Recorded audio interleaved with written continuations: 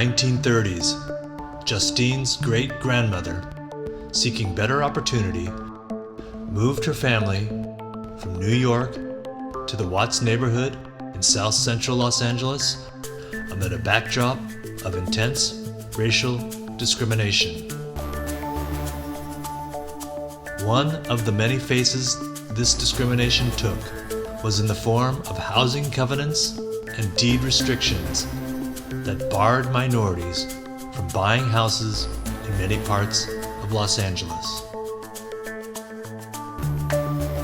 Even though the Supreme Court declared municipally mandated racial zoning unconstitutional in 1917, the case only dealt with legal statutes, which left the door open for alternative agreements such as restrictive covenants and deed restrictions.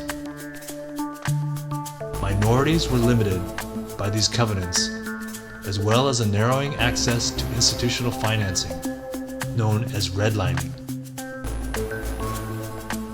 The Federal Housing Administration flatly denied loans in areas not covered by covenants as a matter of policy, and real estate agents could lose their license if they tried to integrate a neighborhood. These covenants were part of Southern California housing until they were struck down partially in 1948 and then completely in 1953. Even though the covenants were legally struck down, through subversion and financial instruments, discrimination continues to this day.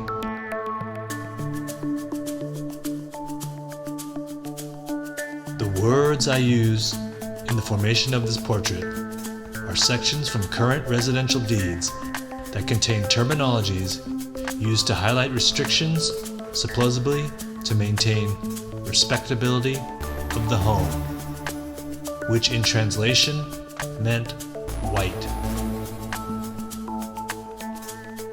Restrictions were not limited to blacks. They included Asians, Latinos, as well as Native Americans.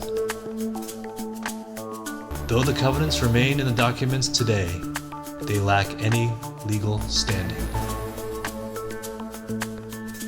I also chose to use the words from the landmark Civil Rights Act of 1964 to render Justine standing in the face of discrimination.